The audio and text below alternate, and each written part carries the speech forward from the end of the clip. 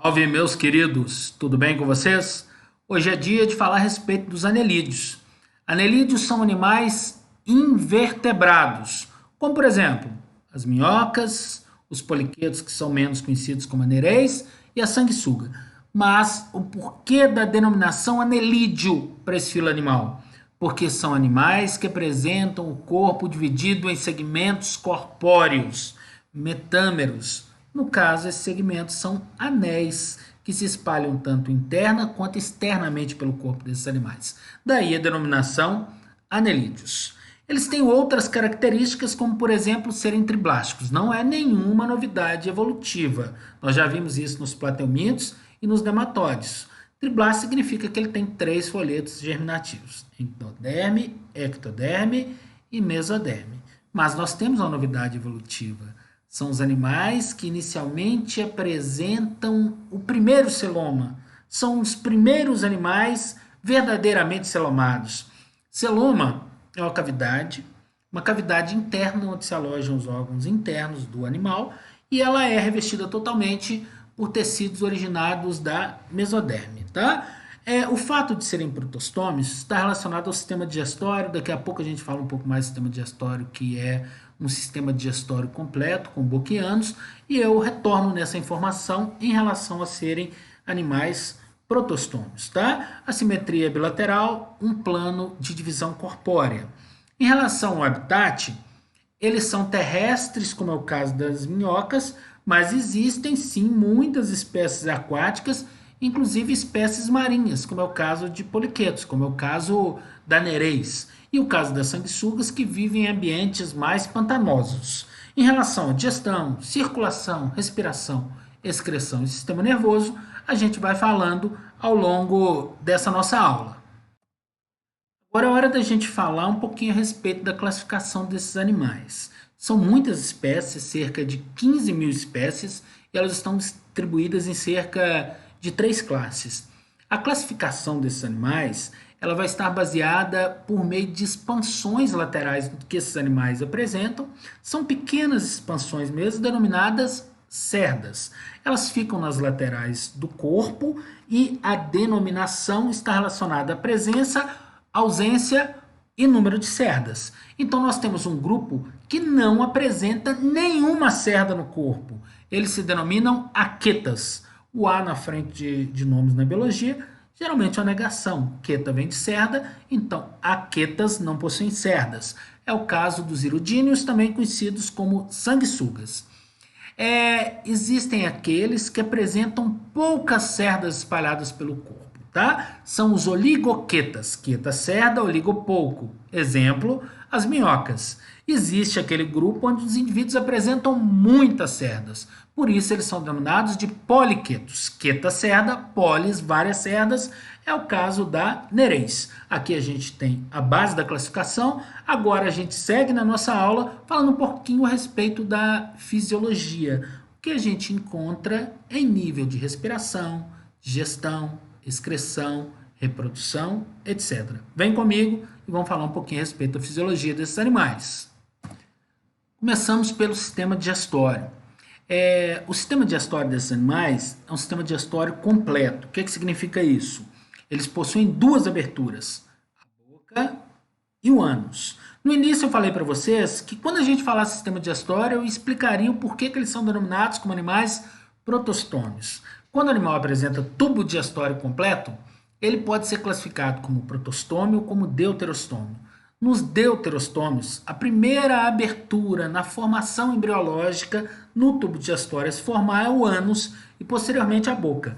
Nos protostômios, como é o caso dos anelídeos, eles apresentam inicialmente a formação da boca e posteriormente a formação do ânus. Daí essa denominação.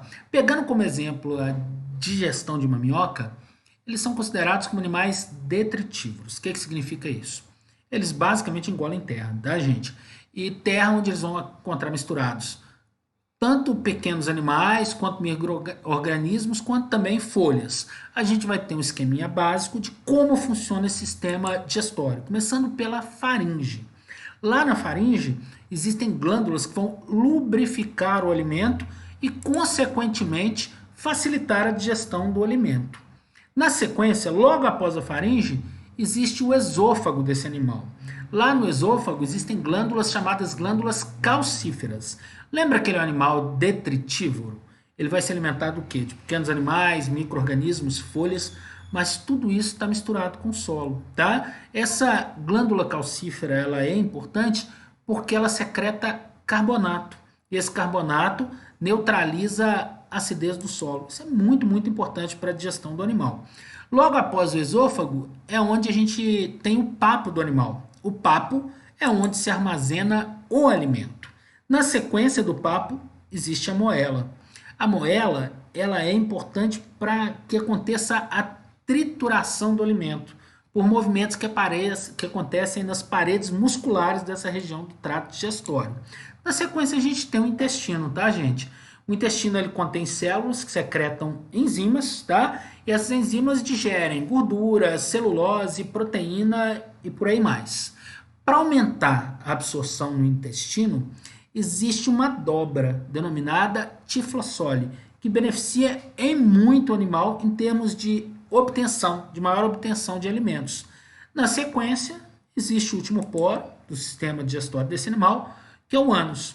Pelo ânus, são liberadas as fezes do animal no final do processo. São fezes nitrogenadas, muito ricas em elementos nitrogenados. Essas fezes se misturam ao solo e, consequentemente, é um adubo natural do solo. É o que se chama de humus. Mas muito cuidado. Não são as fezes da minhoca que a gente chama de humus, tá? As fezes misturadas ao solo deixam o solo mais rico e esse tipo de solo é chamado de solo do tipo humus. Vamos dar sequência? Agora é hora da gente falar a respeito da respiração desses animais. Boa parte deles, né, como é o caso das sanguessugas, das minhocas, de alguns poliquetos, eles têm a respiração pela epiderme, respiração pela pele, que é chamada respiração cutânea. Um animal, para ele ter uma respiração cutânea, ele precisa ter uma pele muito fina, porque essa pele é que permite com que haja trocas gasosas, tá? Então, o oxigênio atravessa a pele, cai nos vasos sanguíneos, se combina com a hemoglobina no sangue e o que advém do metabolismo, né? Após a utilização desse oxigênio, que é o CO2, é transportado pelos vasos sanguíneos e posteriormente atravessa a pele. É uma troca muito simples, tá? Esses animais, por terem a pele fina para permitir a respiração cutânea, é uma pele muito sensível a queimaduras. Então, por isso que eles se protegem geralmente em locais úmidos, em água, como é o caso das sanguessugas, e a minhoca que fica geralmente na terra para evitar a exposição à radiação solar, que pode ser danosa. Mas aí você pode me questionar o seguinte, como que ela percebe se ela não tem um sistema nervoso desenvolvido ao ponto de ter olhos para identificar essa energia luminosa? Existem células sensoriais, células fotossensíveis na pele desse animal. Então, vocês podem perceber que uma minhoca, quando ela fica fora da terra, ela se torna mais agitada, porque ela pode sofrer um processo de desidratação por ter a pele muito fina. E isso é percebido por essas células fotorreceptoras, ok? Então, vamos dar sequência. A gente finalizou aqui o sistema respiratório desses animais. O sistema circulatório desses animais, pessoal, é um sistema circulatório do tipo fechado. O que significa isso? O sangue nesses animais circula única e exclusivamente no interior de vasos sanguíneos. Existe um vaso dorsal, onde o sangue circula para a região anterior do corpo. Existe um vaso ventral, onde o sangue circula para a região posterior. Tá? Pegando como exemplo a minhoca, existem vasos pulsáteis, tá? São os vasos laterais, tá? Ou corações laterais. Esses animais podem ter de 3 a 5 vasos sanguíneos pulsáteis. Pulsátil significa que eles pulsam, eles fazem esse movimento aqui. Isso é para impulsionar o sangue. Funcionaria como uma espécie de coração nesses animais, tá? Seria, se a gente fosse fazer uma analogia, de 3 a 5 corações, por exemplo. Vamos falar um pouquinho a respeito do sistema excretor desses animais. Esse sistema excretor é por meio de estruturas denominadas nefrídeos. São, na realidade, denominados metanefrídeos. Existe um par a cada segmento corpóreo do corpo desses animais. É basicamente isso aqui, fica no celoma, aquela cavidade que eu falei para vocês anteriormente, tá? Essa estrutura, ela apresenta um poro ciliado. Isso aqui são cílios, tá? Chamado nefróstoma.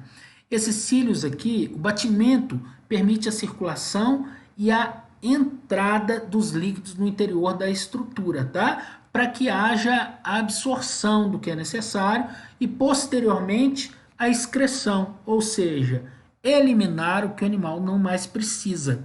Isso acontece por meio de um poro externo chamado poro excretor. Na realidade, a estrutura excretora até um pouco simples. Vamos lá para a sequência. O sistema nervoso é um sistema nervoso que já foi abordado em aulas anteriores, que nós temos aqui mesmo, tá? É um sistema nervoso chamado ganglionar ventral. São cordões ou gânglios nervosos que partem de gânglios cerebrais, que se localizam nas proximidades da boca desse animal, nas proximidades da cabeça desse animal, de onde partem outros cordões nervosos que se prolongam ao longo do ventre do animal. Por isso que ele é denominado sistema nervoso do tipo ganglionar ventral. Agora é hora da gente falar um pouquinho a respeito da reprodução desses animais, tá? Nós temos aí o caso dos poliquetos para ser comparado tanto com os oligoquetos quanto com os aquetas, tá? Com o caso da sanguessuga. Os poliquetos, que é o caso da nereida, eles geralmente são animais dioicos. O que significa isso? Eles têm dimorfismo sexual, ou seja, existe macho, existe fêmea, e o desenvolvimento deles é um desenvolvimento indireto, ou seja, com a participação de larvas no processo. As minhocas e as sanguessugas, os oligoquetas e os aquetas, eles são monóicos. O que significa isso? Sem dimorfismo sexual. Os indivíduos são indivíduos hermafroditas, portadores de órgãos reprodutores masculinos e órgãos reprodutores femininos. E o desenvolvimento deles é um desenvolvimento do tipo direto, ou seja, não existe estágio larvário.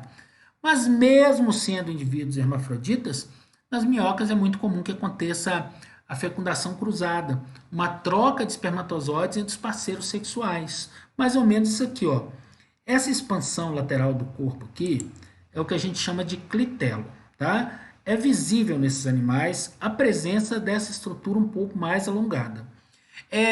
Vai acontecer a fecundação cruzada porque vai acontecer uma troca de espermatozoides produzidos nos testículos, tá? Por meio do poro genital desses animais, eles trocam espermatozoides. Após essa troca de espermatozoides, produz uma estrutura chamada casulo ao longo do clitelo, tá? Que é uma estrutura mucosa que passa a proteger o clitelo. Após a formação do casulo, gente, ocorre a liberação dos óvulos. Lembra que é um indivíduo hermafrodita? Então ele vai produzir tanto espermatozoides quanto os óvulos.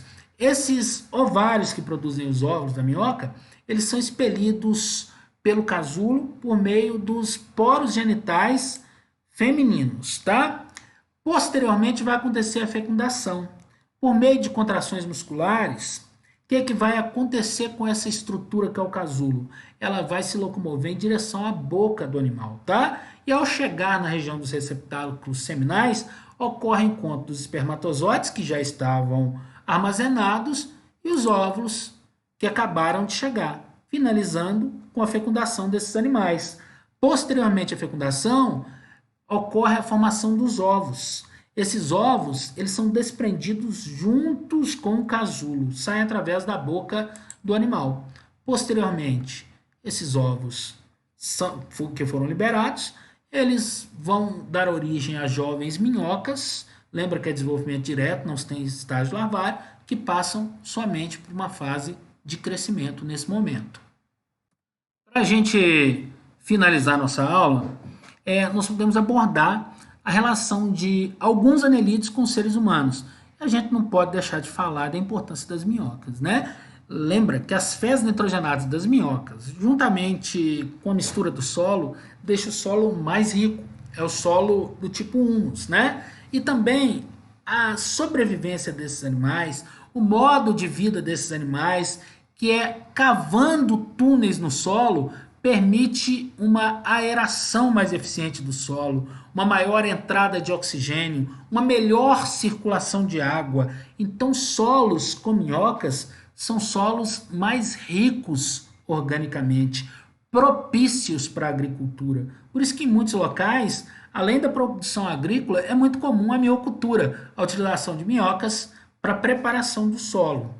Quando a gente fala das sanguessugas, existe o uso milenar das sanguessugas na cultura oriental, por exemplo, para fazer as chamadas sangrias.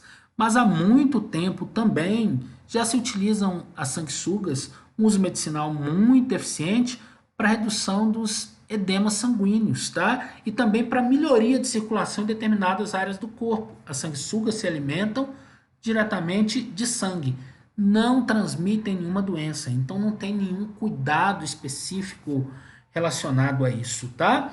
Além dessa questão relacionada à redução de edemas, nós também podemos falar a respeito da utilização da saliva das sanguessugas, tá? A saliva da sanguessuga, ela é anestésica, chamada irudina. Por isso que além de serem chamados de jaquetas, eles também são chamados de irudíneos. Também existe a possibilidade da utilização da irudina, não só como anestésico, mas também no tratamento de pessoas portadoras de trombose. Então é isso aí, pessoal. Na aula de hoje nós tratamos a respeito dos anelídeos. Grande abraço e até a nossa próxima aula.